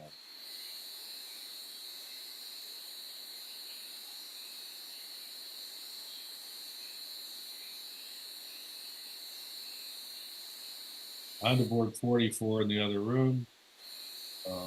Jacob hits a nice 17 count. He opens a heart. And I think they'll end up hitting the four hearts. Now, some people, it's become the modern style to open most hands that are with a five card major to open a strong no trump. But here, it's kind of hideous. You've got two small spades, and you've got your 5-4-2-2. So to my way of thinking, maybe some people would still open the hand of no trump, but I have a strong preference for opening a heart. And it just, the auction goes smoothly. A heart, a spade, two clubs. Um, And if the auction went one heart, two diamonds, would you just rebid two hearts? Would you rebid two no? What would your rebid be here? if it went a heart, two diamonds, I would be, I like to play three clubs, shows extras. Yep. Some people don't. I think I would probably bid three clubs with this hand. I don't have to be 5-5. The advantage of bidding two hearts, if you choose to do that, is you preserve bidding room. Now, if you bid two hearts and partner bids two no, if you had a pimple more, you could bid four no, so that's reasonable too. But I would bid three clubs because if you don't bid three clubs, you might belong. You could easily belong in six clubs, and if you bid two hearts and partner bids two no, the club suit could easily get buried. So I would bid three clubs. What would you do, you? I agree with you. Particularly if my hand were weaker, I'd be a little more worried that I'd be, as you say, showing extras, and I might rebid two no. I know that you don't prefer two hearts to promise six. I actually, in most of my partnerships, two hearts would promise six, and so that wouldn't be an option for me. Yeah. Okay. And yeah. So, and delving into that for a moment, the advantages of bidding, rebidding two of the majors showing six makes it a lot easier to get to a 6-2 fit as Yep. opposed to a 5-2 fit. The disadvantage is that you sometimes have to rebid no trump without a stopper in a suit, which is could be distasteful. So both of these actions win on some hands and lose on others, and neither one's wrong. And likewise, if you agree that three clubs in this auction doesn't necessarily promise extras, then you can happily bid that to avoid the issue of, your partner hasn't responded spades, you've got two small spades, that looks pretty weak for no trump. Yeah, you're right. Okay, so over on board 42, let's see what happened here. South opened to no trump. I'm sure they're playing 14 to 16. So Bobby Levin can't play one spade over that. He's going to lead a spade, and let's look and see what happens here. Uh, Kevin is going to make one spade. He's going to make one heart for sure. You can see there's a problem. He's going to make three or four clubs, and then he's got the diamonds. I think this is not going to be a happy contract for him. I think what he's probably going to do is play for split heart honors, and if he does that, if he was successful at that, and he could pick up the clubs, he would have seven tricks. Um, but he's going. In the meantime, he's going to lose four spades plus whatever he loses. So And he's not going to be particularly happy about having to make a couple of discards in those spades either. that's a fair point. Maybe he'll play on diamonds instead. I know I would play on hearts, and so does Kevin. So he's going to be disappointed. And again, Nick Nickel, when he had this hand, he passed one spade and didn't face the prospect of being vulnerable and going down a couple tricks by bidding. So it's not that Kevin did anything wrong by opening a no trump because he's in range. It's a foul hand for being the declarer. Sort of random bad luck. So what's going to happen here? What's going to happen is that Bobby's going to cash all his spades. I suspect he's probably going to exit a heart. He's not going to play a club or a diamond. And so before they even get started, Bobby Keith West are going to score four spades and two hearts. They're going to have at least one diamond. Notice that Steve's pitching clubs, and so that's going to make Kevin's playing clubs a little easier. He probably will take four clubs at this point. Basically, in essence, what happens when there's going to be a heart continuation, Kevin probably, I suspect, rather than fool around the diamond suit, is going to go up with the ace of hearts and cash his clubs and get out for down one. I agree. Four clubs, a heart, and a spade for down one. One other declarer has played one no in South. That was Kit Woolsey, and that was exactly how the play went.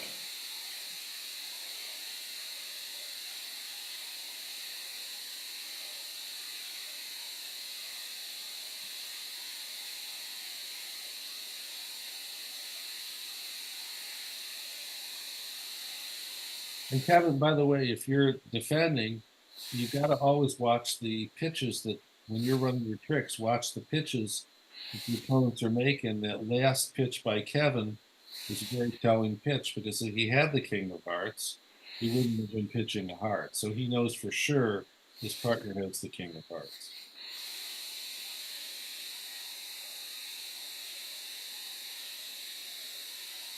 And Kevin's, there's some poker element. Bobby would return a heart whether he had the king or not.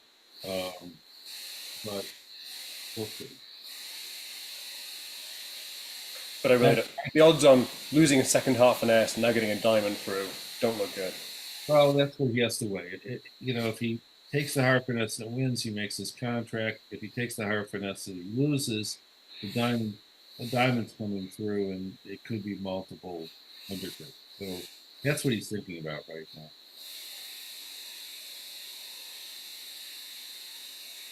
So in some of these matches, we're getting towards the end. We have, still basically two matches that are very close. Lebowitz is still behind only by that cell phone penalty.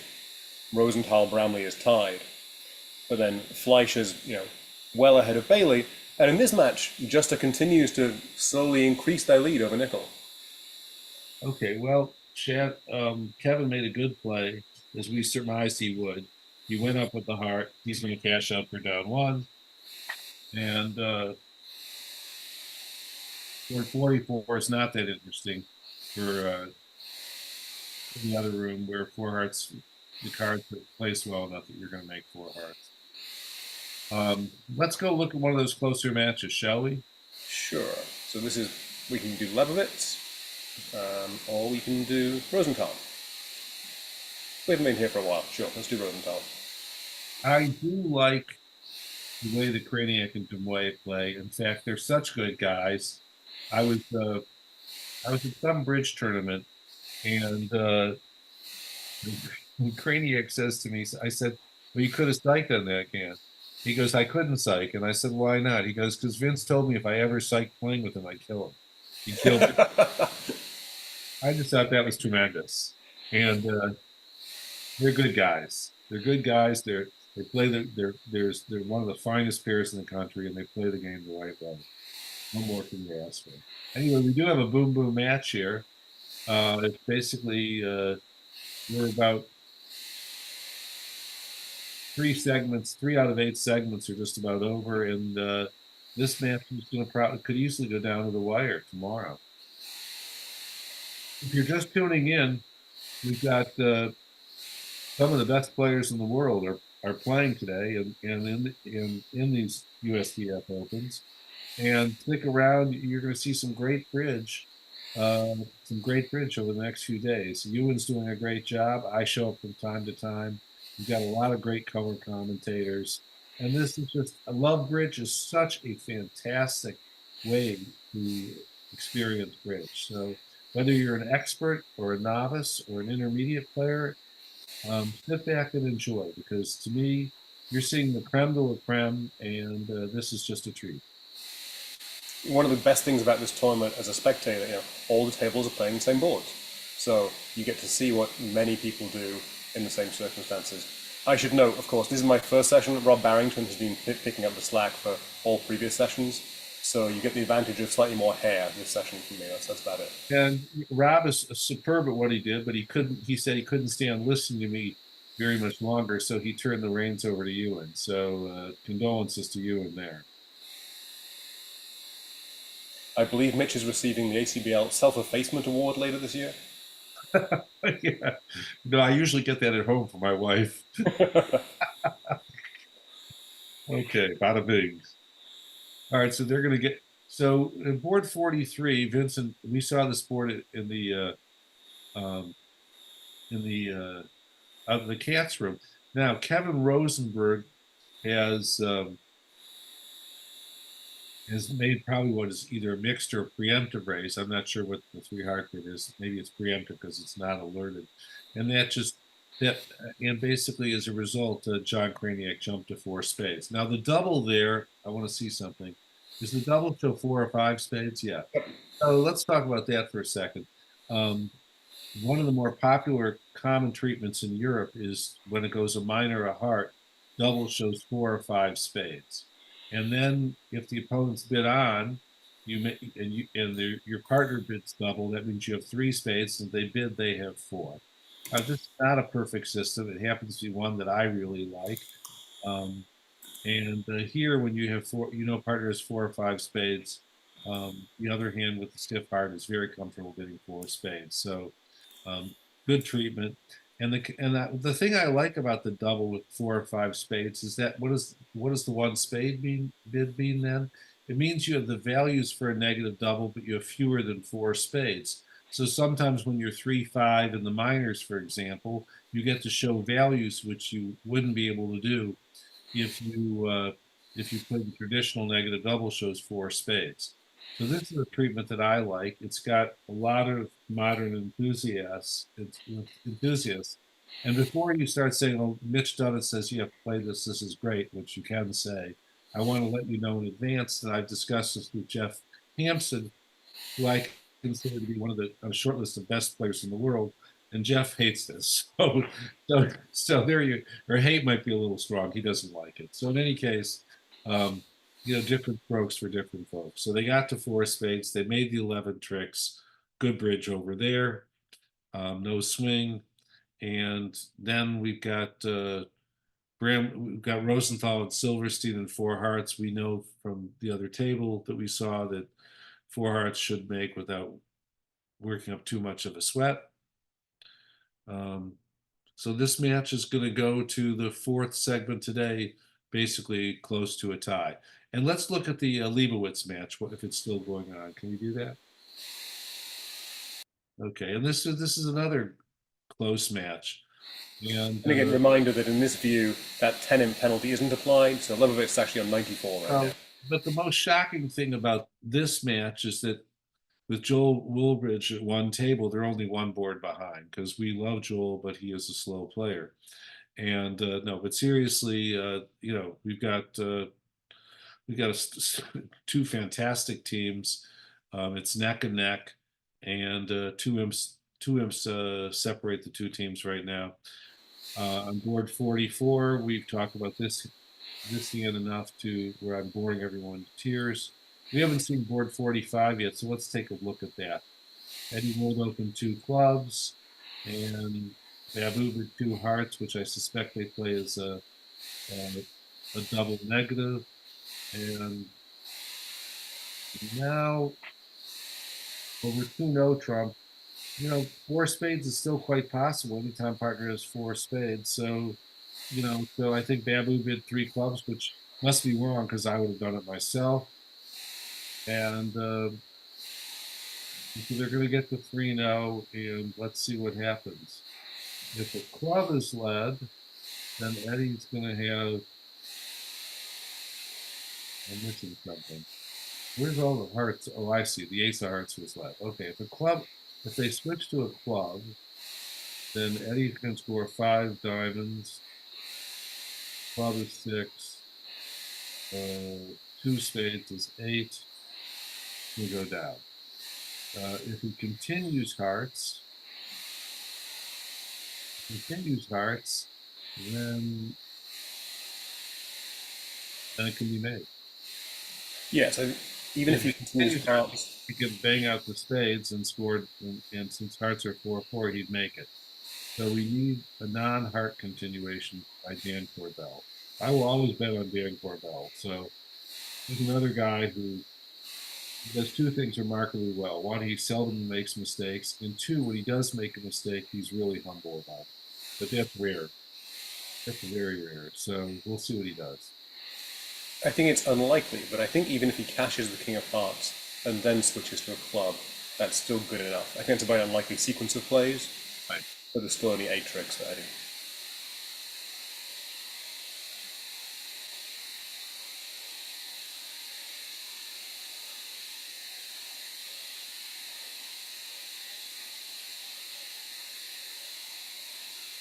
And now in the other room, they're just starting board 45 too.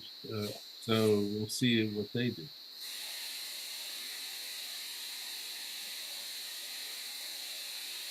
Also get the upgrade to 2 clubs with the strong diamond suit.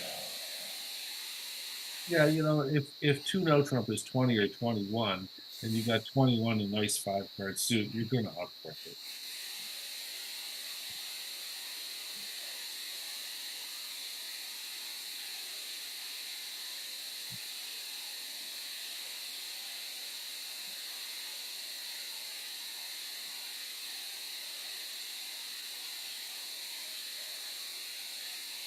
Dan Corbell's in the tank. And they probably play two hearts as a double negative also at the other table. Because Larry Leibowitz is good two hearts.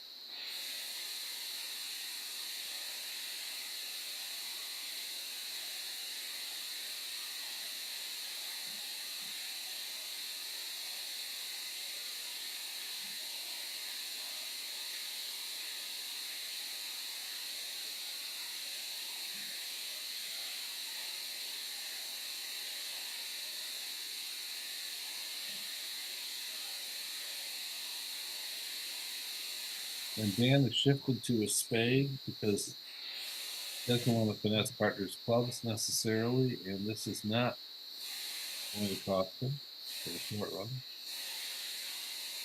They defend carefully, they're still going to beat it. Yep. I wondered whether he might shift to a neutral diamond, which looked like the least likely to give away a trip.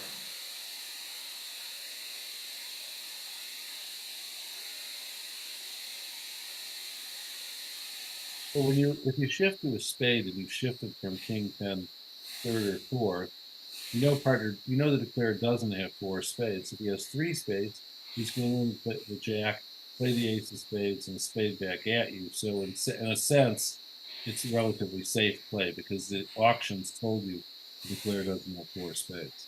Right.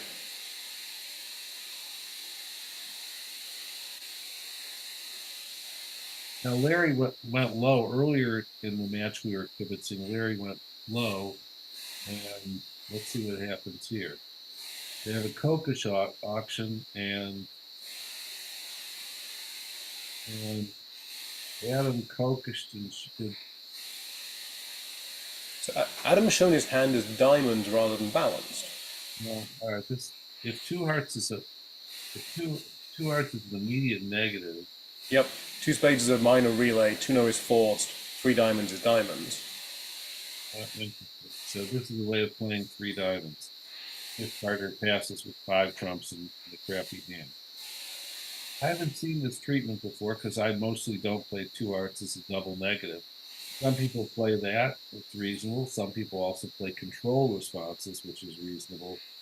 And I don't do either one of those. I have played control responses. I like that fine.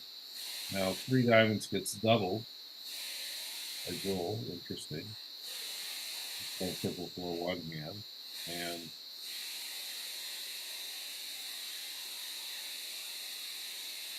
How do East-West do in three parts?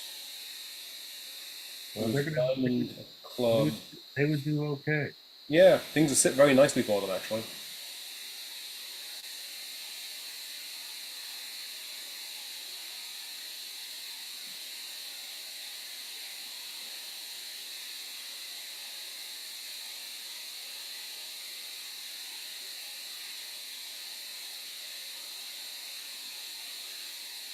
Well, Eddie gave it the old college try, but we can see the heart is going to come through now. Having said that, even if East-West bid three hearts on the left, I'm sure Larry is going to compete to at least four diamonds when his partner's opened a strong two clubs and said, "I have diamonds." He made a nice play here. When his partner led the high heart, he played the jack. He didn't play a low heart, which if they're playing upside down carding, would say, "I like what you led." He led the jack, which probably, and the jack would be from Jack 10 fourth or Jack 10 third. In either case, it's sort of like you're the third base coach. You've got your hands up in the air saying, "Slow down, partner." So the jack was a very descriptive play.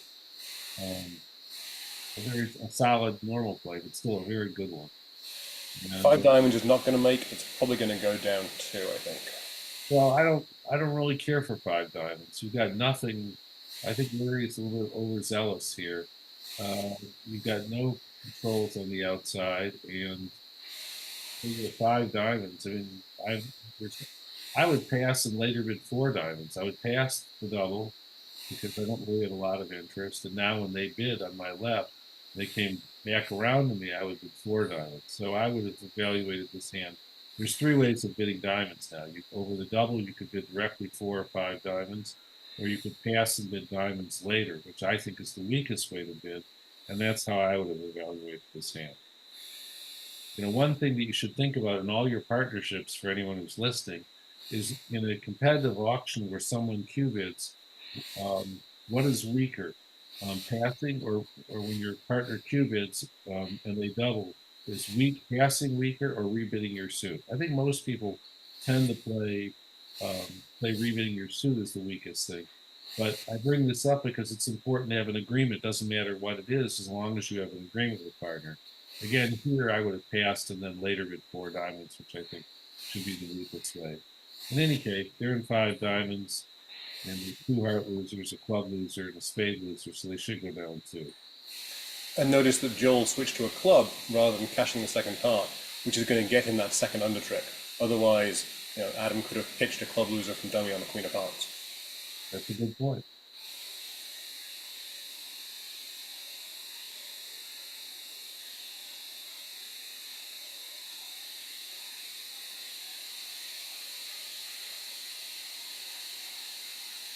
So I think I believe we're done for the segment. This is the last board, yep. Are you doing the next one? I am. I'll be here again about 7:15 Eastern All right. Time. Well, it's been a pleasure working with you, and I hope that Rob Barrington is recuperating at home and that he can recharge his batteries for tomorrow. Otherwise, I'll see you or him over the weekend. But this is great bridge, everyone. I hope you've enjoyed it. We've enjoyed giving you our 2 cents, and so I'm going to log off. So Ewan, thank you for doing all your work. Not at all. Thank you, Mitch. I really appreciate the insightful, entertaining, and erudite commentary. Wow. Well, would you write that down for my wife, please? All right. All right. You can bring her on right now. Yeah. I could. Yeah. All right. Thanks, Take Mitch. care. Ciao. Bye. I'll take care. Well, I will hang out and keep the stream open, of course, until we finish at all tables. We're just about done in this match. We have a couple more boards to play in the Rosenthal match, but we're basically winding down. As I said, the last set for today will start up in about half an hour from now, around 7:15 Eastern Time. I believe Mike Schuster will be here to do the expert commentary while I do the clown sideshow bit. So with luck, I'll see you all back here in about half an hour. I do, by the way, monitor comments on Twitch. I see someone's commented there's a big hum. I suspect that's the fault of my old computer, whose fan is struggling to keep up, so I apologize for that. But otherwise, yeah, if you have questions, comments, put them in the Twitch chat. I can monitor that at the same time.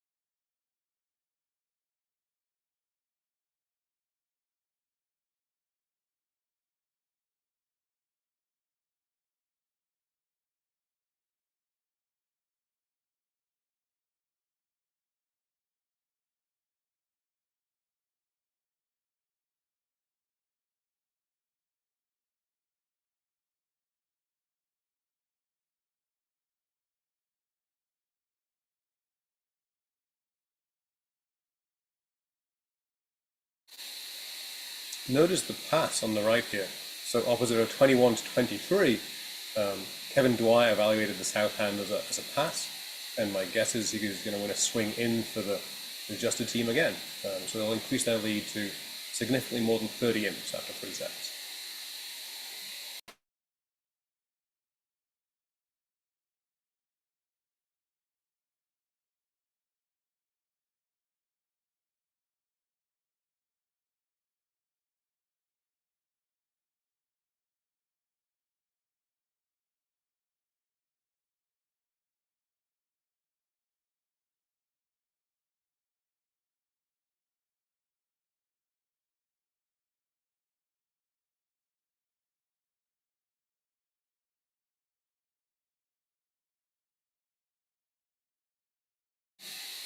Whereas in contrast, on the same board, Bart Bramley went down 2. I didn't see the play, but he took 7 rather than the more common 8 tricks on this board.